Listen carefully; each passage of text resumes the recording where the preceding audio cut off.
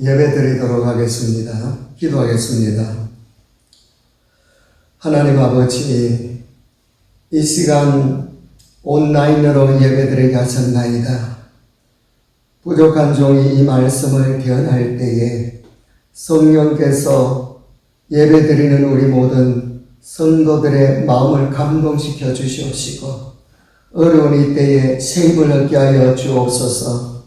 그리고 이 예배가 온전히 하나님께만 영광이 되게 하여 주옵시고 우리의 피난처 되시는 예수님 이름 받들어 기도 올려옵나이다. 아멘. 아멘. 광고 말씀 드리도록 하겠습니다. 코로나19가 좋아지는 것 같더니만은 오늘 보니까 또 점점 심해지고 있습니다. 그래서 이러한 때에 특별히 우리 어린아이나 연세 많은 분들이 조심 많이 해주시고요. 그리고 기도를 더 많이 하십시다.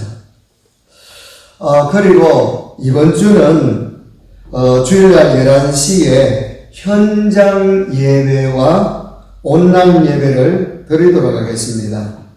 현장 예배에 오실 수 있는 분은 오시면 되겠습니다. 그리고 새벽 기도만 드립니다. 수요일날 금요철에는 드릴 수가 없습니다. 광고 이상입니다.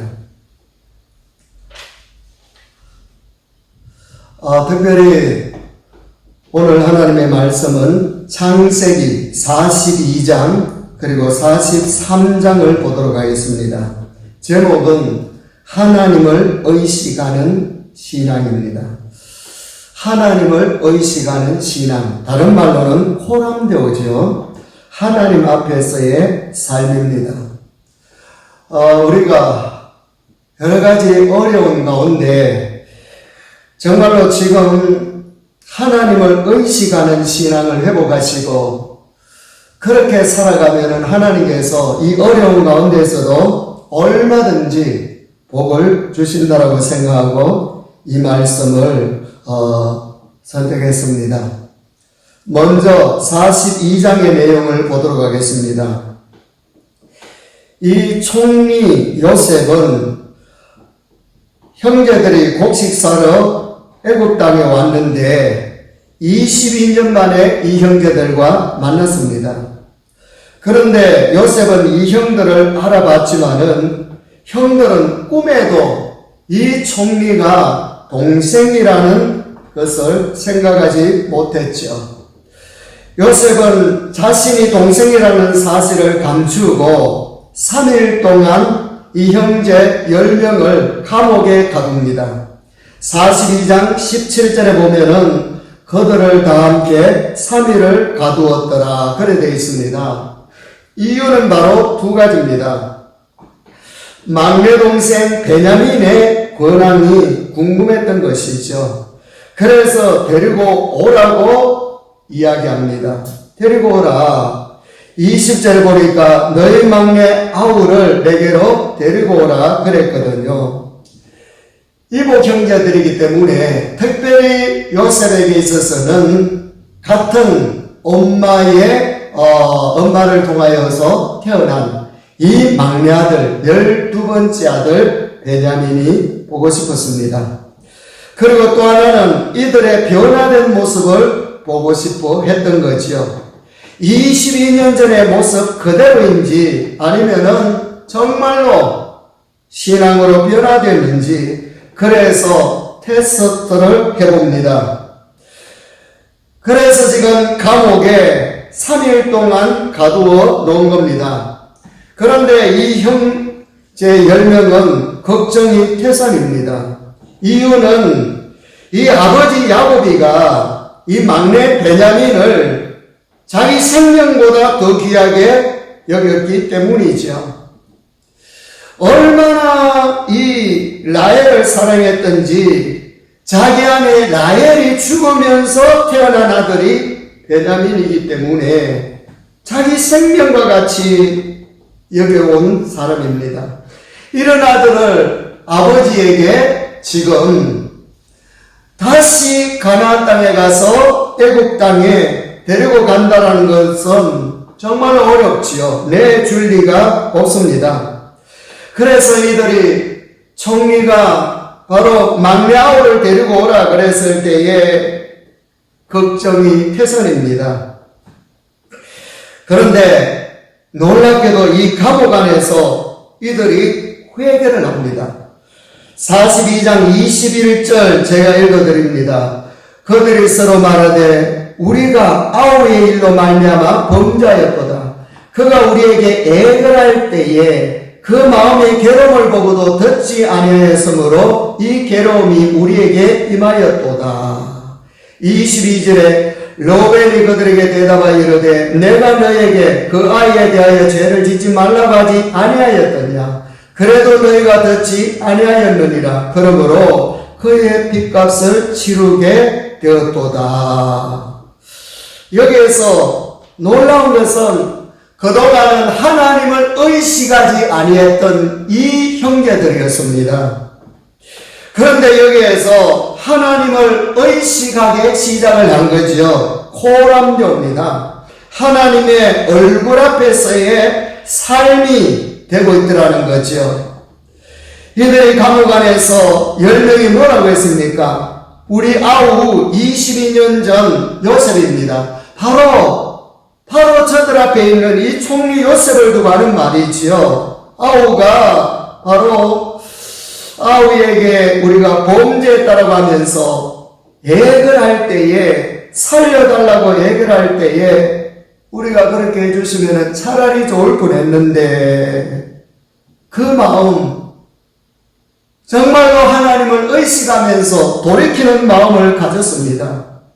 그랬을 때에 22절에 이 맏형 로벤이 그때 했던 말을 또 합니다. 지금 자기들 앞에서 요셉이가 있었는데 이 형들은 총리는 애국 사람이기 때문에 자기들의 말을 전혀 알아듣지 못한다라고 그렇게 생각을 한 거지요. 그런데 이 형들의 말이 애걸할 때에 바로 요셉 자신을 두고 이야기하는 말 아닙니까? 요셉이가 이 말을 들었을 때에 마음이 울컥해서 그 자리에 서 있지 못하고 잠시 다른 곳에 가서 펑펑 웁니다. 얼마나 감격이 됐겠습니까? 형들의 모습을 보면서 변화되거든요. 그래서 눈물, 콧물을 다 닦고 난 다음에 형들 앞에 가서 양식 사러 다시 오도록 하기 위하여서 한 명을 감옥에 그대로 있게 하고 다른 형제들은 돌려 보내줍니다. 그것이 바로 24절에 하반절에 보니까 시몬을 감옥에 그대로 결박해서 놔뒀습니다. 그러고 난 다음에 29절에 보니까 7일 동안 걸어서 집에 도착했습니다. 29절 그들이 가나안 땅에 돌아와 그랬거든요. 자기 아버지 야곱에게 이르러 그랬습니다. 아버지 야곱에게 그동안 있었던 일을 다 이야기해 줍니다. 그러면서 다음에 양식 사러 올 때는 꼭 막내 이 베냐민을 데리고 가야 된다고 말씀을 드렸습니다. 그것이 바로 34절입니다. 너희 막내 아우를 내게로 데려오라. 그러면은 너희가 정탐꾼이 아니요. 그러면서 꼭 데리고 와야 된다는 거죠. 이때 아버지의 야곱의 반응이 36절에 나옵니다. 뭐라고 했습니까? 절대로 안 된다는 거죠. 그들이 아버지 야곱이 그들에게 이르되 너희가 나에게 내 자식들을 잃게 하도다. 요셉도 없어졌고 시몬도 없어졌거늘 베냐민을 또 빼앗아가고자 하니 이는 다 나를 해롭게 함이로다. 잃게 하도다. 없어졌다 두 번 이야기하고 빼앗아가고자 한다라고. 그러니까 죽어도 안 된다 그 말입니다. 이때의 첫째 르벤이 두 아들의 목숨을 걸고 책임지고 데리고 갔다가 데리고 오겠다라고 이야기합니다. 그것이 바로 37절이지요.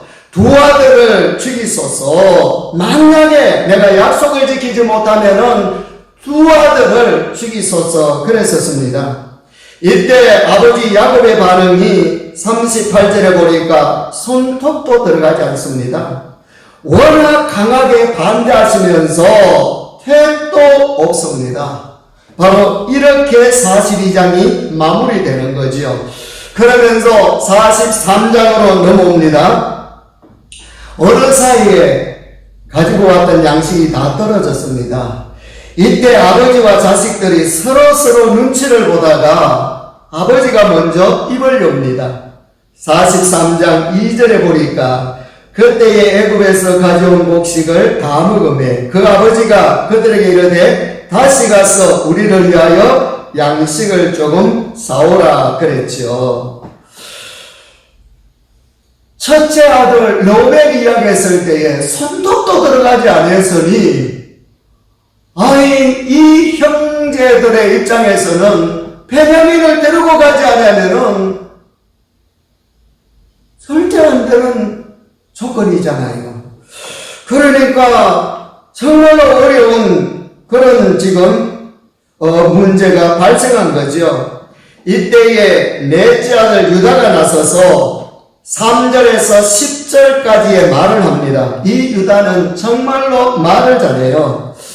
그래서 특별히 9절, 10절의 말씀을 제가 읽어드리겠습니다. 9절, 10절입니다. 내가 그를 위하여 담보가 되오리니 아버지께서 내 손에서 그를 찾으소서. 내가 만일 그를 아버지께 데려다가 아버지 앞에 두지 아니하면 내가 영원히 죄를 지으리이다. 우리가 지체하지 아니하였더라면 벌써 2번 갔다 왔으리이다. 그런데 놀라운 것은요, 이 말을 듣고 아버지의 마음이 움직였습니다. 13절에 보니까 네 아우도 데리고 떠나 다시 그 사람에게로 가라. 베냐민을 데리고 그 사람에게로 가라 그랬었습니다. 그러면서 14절에 전능하신 하나님께서 그 사람 앞에서 너희에게 은혜를 베푸사 그 사람으로 너희 다른 형제와 베냐민을 돌려보내게 하기를 원하노라. 내가 자식을 잃으면은 잃으리로다 그랬거든요. 이 아버지의 마음이 움직였었습니다. 이유가 무엇입니까? 바로 9절에 있습니다. 유다가 하는 말이 내가 그를 위하여 담보가 되오리니 그랬거든요. 유다는 지금 자청해서 자신의 목숨을 담보로 걸고 책임지겠다고 합니다. 그런데 이 맏아들은 누구의 목숨을 담보로 걸었습니까? 집에 있는 두 아들입니다. 두 아들. 이 두 아들은 애굽에 가지도 않는데 속보이지요. 정말로 우리가 하나님 앞에 아니면은 사람 앞에 신앙적인 사람이라면은 유다와 같이 내 자신을 담보로 해서 어떤 일이 있더라도 내가 책임지겠다라고 하는 이 자세가 바로 하나님을 향한 신앙의 자세요. 사람에게 인정받는 자세 아니겠습니까? 그런데 이 맏아들은 르우벤은 두 아들을 뭐라고 했습니까? 죽이소서 그랬거든요. 세상에 할아버지가 손자를 죽이겠습니까? 그러니까 빤히 속보이는 거지요. 그래서 이 유다는 애굽에 가서 자신의 목숨을 걸고 책임지겠다라는 이 말에 아버지가 이 마음이 움직여진 겁니다. 이와 같이 우리도 하나님 앞이든 사람 앞이든 쏙 보이는 사람이 되면은 안 됩니다. 그런데 놀라운 것은 이 자녀들은 동생을 위하여 희생하거나 양보하는 남을 배려하는 그런 아들이 아닌데 지금 유다도 그렇고 형제들 모두의 분위기를 보면은 하나님을 의식하며 코람되어의 삶이 조금씩 되어가고 있음을 발견할 수가 있는 거지요. 자녀뿐만 아니라 이 아버지 야곱도 하나님을 의식하는 코람되어의 삶을 보여주고 있습니다. 그게 14절에 뭐라고 했습니까? 내가 자식을 잃게 되면은 잃으리로다. 다른 말로 하나님께 완전히 내가 맡기겠다. 이러한 신앙 아니겠습니까? 이것은 하나님을 의식한 야곱의 성화입니다. 점점 믿음이 자라나고 있는 거지요. 그러면은 여기서 유다를 포함해서 이 아들들이 어떻게 해서 이렇게 달라졌습니까? 바로 애굽 감옥에서 3일 동안 있으면서 절망과 두려움 속에서 회개를 했잖아요. 감옥 안에서 하나님을 의식한 회개가 이들의 인생관을 완전히 바꾸어 놨습니다. 놀라운 것은 이들이 하나님을 의식한 회개를 하자 하나님이 그때부터 이 가정의 앞날을 열어주기를 시작을 했다는 거죠. 하나님을 의식한 회개를 하자 하나님께서 이 가정을 향하여서 역사해 주셨습니다. 이들 자신은 이 고난적 회개가 별것 아닌 것 같았는데 하나님께는 그렇지 않았습니다. 하나님이 이때부터 이 가정의 앞날을 역사하기 시작했습니다. 변화된 것만큼 형통합니다. 그러면 우리도 하나님 앞에 영적으로 이 어려운 때에 변화된 것만큼 광야에서 하나님께서 40년 동안 만나고 먹여 살려주신 것과 같이 우리의 가정도 우리의 베델교회도 이 나라 이 민족도 책임져 주실 줄로 믿습니다. 오늘 형통하게 됐는데 한번 보십시오. 먼저는 하나님이 유다가 한 말에 아버지 야곱을 감동받게 해서 리아오도 들고 가라 그랬거든요. 이 베냐민의 문제가 정말로 큰 문제 아닙니까? 데리고 가려니 앞에 보면은 아버지가 죽어도 안 된다라고 하셨고 만약 못 데리고 가면은 문제는 복잡해지지요. 총리가 이 요셉이 뭐라고 했습니까? 간첩으로 몰아간다라고 이야기했잖아요. 그리고 형제 이사가는 계속 감옥에 남고 양식은 떨어지고 없고 이런 큰 문제를 하나님께서 호람대오가 되는 삶 앞에 해결해 주셨습니다.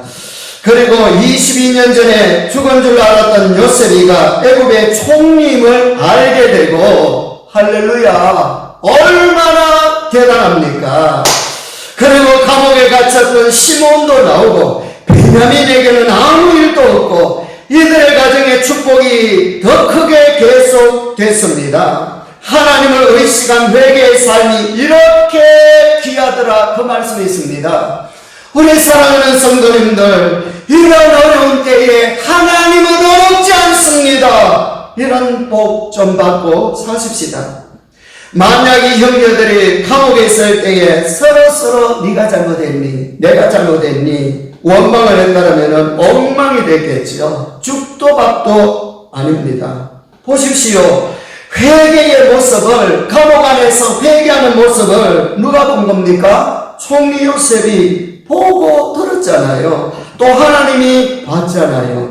그래서 하나님이 지금 형통의 기회를 계속 열어주고 계시더라는 겁니다. 그래서 이 아버지 야곱이가 이제는 가나안 땅에 이 아들들을 보내면서 총리 선물을 준비합니다. 그리고 예전보다 2배의 돈을 더 많이 줍니다. 그리고 아들들에게 축복의 기도를 해줍니다. 14절에 전능하신 하나님께서 그 사람 앞에서 너희에게 은혜를 베푸사 그랬거든요. 축복 기도를 해줍니다. 이제 이 기도를 받고 10명이 낙타를 타고 7일 정도 걸려서 가나안 땅에서 애굽에 도착했습니다. 그것이 바로 15절에 나오지요. 그 형제들이 예물을 마련하고 갑절의 돈을 자기들의 손에 가지고 베냐민을 데리고 애굽에 내려가서 요셉 앞에 서니라 그랬었습니다. 그래서 이 요셉은 드디어 형들이 베냐민과 함께 온 것을 알고 얼마나 기뻐했는지 16절에 요셉이 베냐민이 그들과 함께 있음을 보고 그랬거든요. 22년 만에 하나뿐인 이 동생 베냐민의 얼굴을 본 겁니다. 그래서 비스에게 집으로 초청하고 큰 잔치상을 준비해라. 나와 함께 식사하겠다고 했습니다. 그런데 이때 형들의 입장에서는 두려운 일이거든요. 노예로 삼고 나귀를 빼앗아 함이로다. 사실 이런 마음을 가지고 있잖아요. 모든 사람들을 이렇게 초청하지 아니할 텐데 그냥 양식만 구해서 가면은 되잖아요. 그래서 요셉은 이들의 마음을 알고 비스에게 이런 말을 하도록 전해 놓았습니다. 23절에 그가 이르되 너희는 안심하라. 두려워하지 말라. 너희 하나님 너희 아버지 하나님이 재물을 너희 자루에 넣어 너희에게 주신 것이니라. 이 청지기가 비스가 하나님을 두 번이나 이야기하면서 하나님의 은혜로 됐다라고 이 형제들에게 이야기해 줍니다. 이것을 놓고 보면은 요셉은 가정의 모든 남녀 식솔들에게 하나님에 대한 신앙을 갖도록 했다라는 거지요. 정말 놀랍지 않습니까? 자기만 믿는 하나님이 아니라 이 청지기에게도 하나님을 믿도록 했다라는 겁니다. 이 23절을 통하여서 요셉은 항상 하나님을 높이는 사람이었다는 것을 알 수가 있었죠. 과거의 꿈을 해석할 때도 보면은 41장 16절에 하나님께서 바로에게 평안한 대답을 하시리이다. 지금 43장 23절에서 비스에게 하나님의 은혜라고 전하도록 한 것을 보면은 요셉의 신앙은 총리전이나 후나 하나님을 의식하는 신앙은 조금도 변질이 되지 않았습니다. 수년이 지났지만은 변질되지 않았습니다. 변질이 안 될 뿐만 아니라 하나님을 전하면서 살았더라는 것이지요. 그러니 하나님께서 축복을 주지 아니할 수가 없는 겁니다. 그래서 23절 하반절에 보니까 시므온을 그들에게로 이끌어내고 시므온을 만나도록 해줬습니다. 이제는 보십시오. 요셉을 빼고 11 형제들이 다 모였습니다. 다 모였어요. 그래서 26절에 요셉이 집으로 오매 그랬거든요. 먼저 형제 11명이 와 있었고 지금 요셉이 온 겁니다. 여러분 22년 만에 12형제가 여기에서 다 모였습니다. 22년 만에 참 대단하잖아요. 하나님은 요셉에게 17살 때의 꿈을 통해 지금 바로 이 모습을 보여주셨습니다. 그게 37장 6절에서 8절 아닙니까? 제가 읽어드립니다. 요셉이 그들에게 이르되 청하건대 내가 꾼 꿈을 들으시오. 우리가 밭에서 곡식단을 묶더니 내 단은 일어서고 당신들의 단은 내 단에 둘러서 절하더이다. 그의 형들이 그에게 이르되 네가 참으로 우리의 왕이 되겠느냐? 참으로 우리를 다스리게 되겠느냐? 하고 그의 꿈과 그의 말로 말미암아 그를 더욱 미워했다 그랬습니다. 보십시오. 이 꿈 바로 꿈이 말씀입니다. 20년 정도 만에 이루어졌잖아요. 이렇게 놓고 보면은 하나님의 말씀은 우리가 생각하는 것보다 훨씬 어마어마하다는 사실을 알아야 됩니다. 세상적인 글이 아니라 사람의 말이 아니라 하나님의 전능하신 자의 말씀이기 때문에 내가 생각하는 것보다 훨씬 어마어마합니다. 하나님의 말씀은 절대로 부도나지 않습니다. 그러므로 우리는 이 말씀을 붙잡고 아무리 어렵다 할지라도 내 말씀에 힘을 얻고 에너지를 얻어서 여러분 믿음 생활 뒤로 물러가지 말고 앞으로 전진하는 저와 여러분들이 되십시다. 이 자리에서 요셉은 한 사람 한 사람 둘러보면서 가슴이 벅찼겠지요. 특별히 베냐민을 보면서 마음이 짠했을 겁니다. 우리가 여기서 이런 생각을 해볼 수가 있잖아요. 만약 이 형들이 하나님을 의식하는 호람되어의 변화된 사람이 아니라면은 실제 막내 베냐민을 데리고 오는 것이 너무 어렵고 힘들잖아요.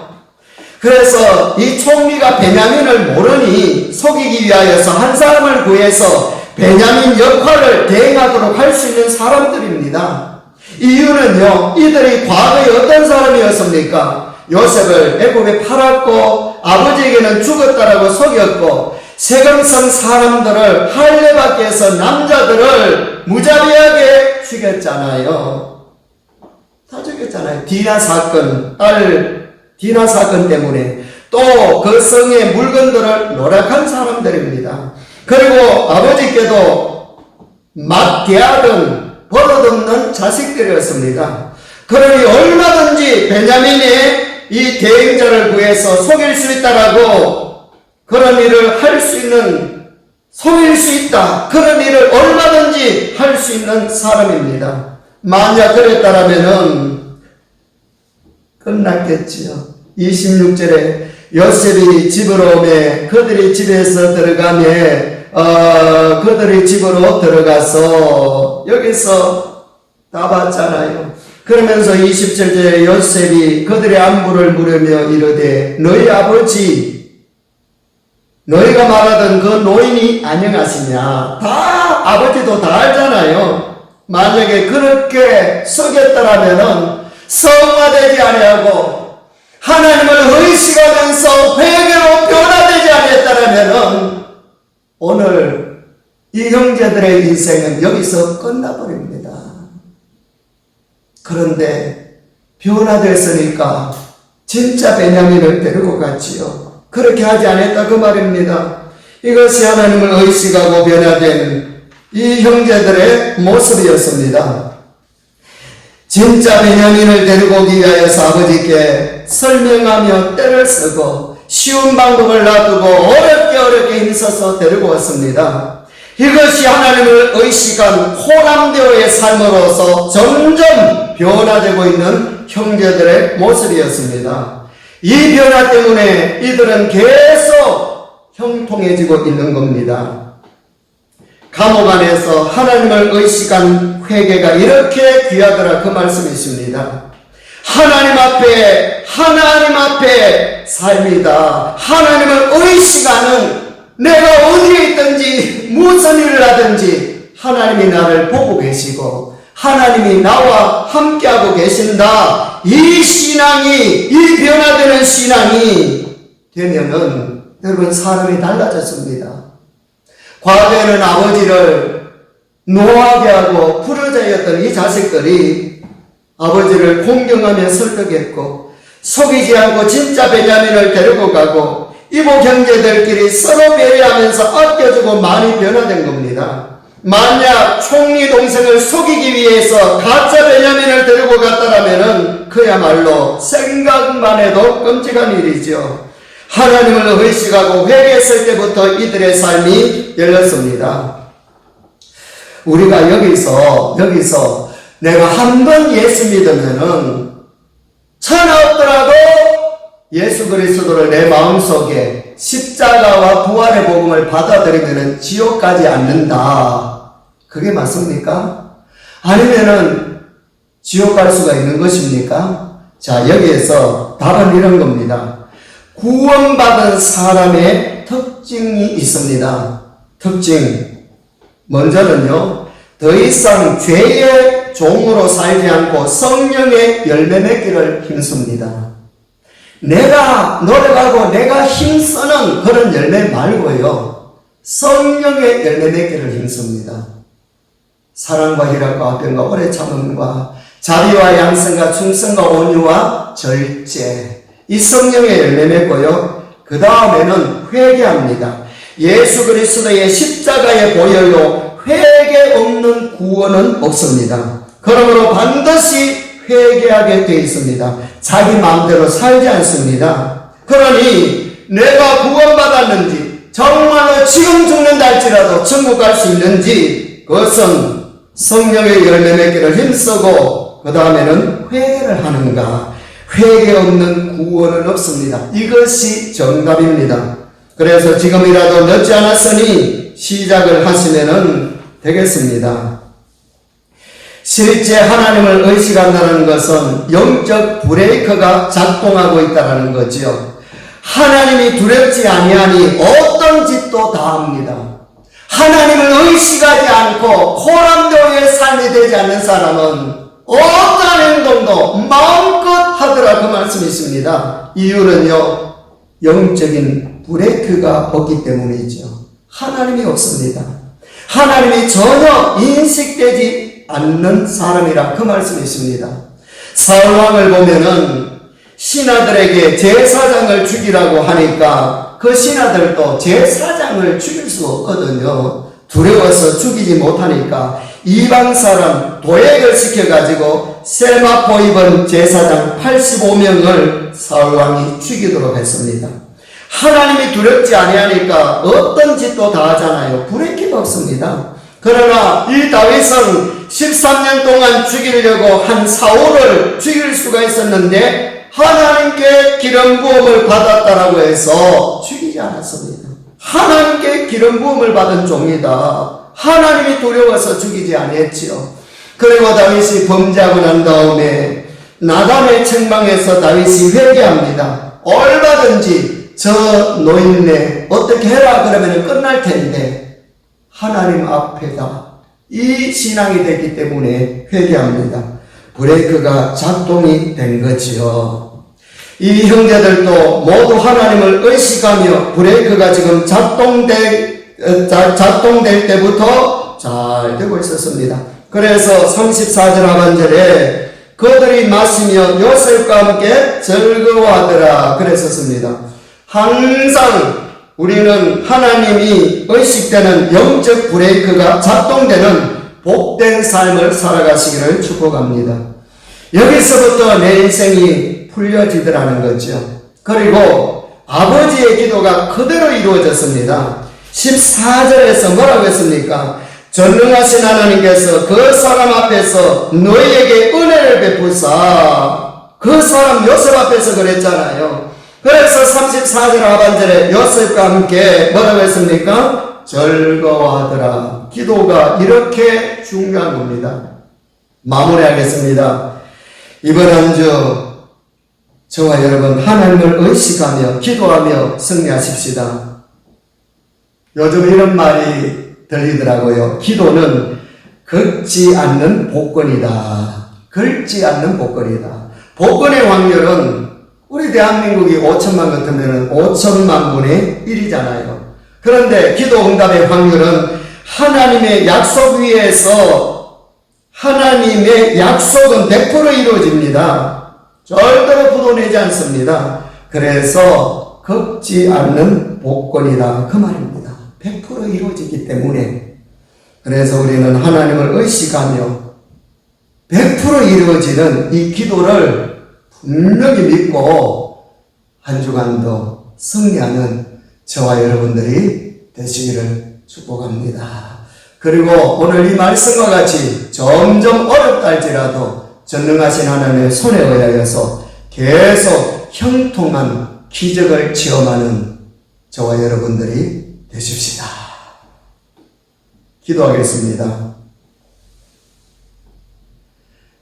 죄와 죽음에서 우리를 건져주신 주 예수 그리스도의 은혜와 천국 소망을 가지고 살아가도록 해주신 하나님의 놀라운 그 사랑하심과 언제나 세임을 주시고 언제나 인도해 주시고 언제나 임마누엘 동행해 주시는 성령님의 역사하심이 온라인 예배를 드리는 사랑하는 주의 백성들 머리 위에와 그 가정과 하시는 일과 기도 제목과 건강위에와 비결 사업체와 선교사님들의 가정 위에와 그리고 이 대한민국 그리고 민족 위에 그리고 우리 베델 교회 위에 이제부터 영원토록 함께 있을지어다. 아멘. 아멘. 하나님께 영광의 박수 올려드리겠습니다. 아멘. 아멘. 감사합니다. 승리하십시다.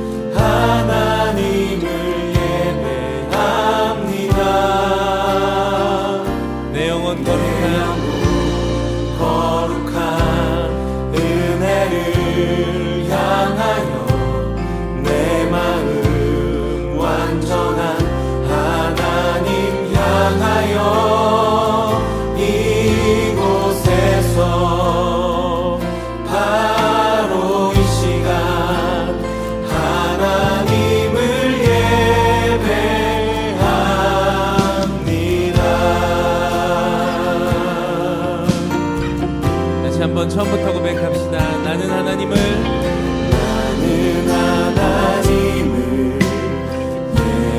예배하는 예배자입니다. 내가 서 있는 곳 어디서나 하나님을 예배합니다. 내 영혼 거룩한 은혜를 향하여 거룩한 은혜를 향하여 내 마음 완전한 하나님 향하여 이곳에서 바로 이 시간 하나님을 예배하 내 영혼 거룩한 은혜를 향하여 내 영혼 거룩한 은혜를 향하여 내 마음 완전한 하나님 향하여 이곳에서 바로 이 시간 하나님을 예배하 내 영혼 거룩한 은혜를 향하여 내 영혼 거룩한 은혜를 향하여 내 마음 완전한 하나님 향하여 이곳에서 바로 이 시간 다시 한번 우리의 마음과 우리의 고백을 담아서 고백하겠습니다. 내 영혼 거룩한 은혜를 향하여 내 영혼 거룩한 은혜를 향하여 내 마음 완전한 하나님 향하여 이곳에서 바로 이 시간 하나님을 예배하 나의 평생에 단 한 가지 소원 나의 평생에 단 한 가지 소원 주의 아름다우심 보며 사랑 노래하는 것 나의 왕 되신 주님의 얼굴 구하며 주 사랑 안에 머물러 다시 한번 고백하고 주 앞에 나가겠습니다. 나의 평생에 단 한 가지 소원 나의 평생에 단 한 가지 소원 주의 아름다우심 보며 사랑 노래하는 것 나의 왕 되신 주님의 얼굴 구하며 주 사랑 안에 머물러 다시 한번 우리의 마음의 고백을 담아 노래하겠습니다. 나의 평생에 단 한 가지 소원 나의 평생에 단 한 가지 소원 주의 아름다우심 보며 사랑 노래하는 것 나의 왕 되신 주님의 얼굴 구하며 우리 그렇게 이 간절한 내용을 우리의 고백 삼아서 주님 앞에 기도하며 나가겠습니다. 주님, 내가 주님 한 분만을 바라보고 주님만을 예배함으로 살아가길 소망합니다. 하나님, 나의 삶 가운데 찾아오셔서 하나님의 놀라신 사랑과 은혜를 더하여 주셨던 우리의 이 시간 가운데 함께 하셨던 주님의 놀라신 사랑과 은혜가 하나님 우리 삶에서도 우리 삶의 모든 순간순간마다 함께 하여 주시고 인도하여 주셔서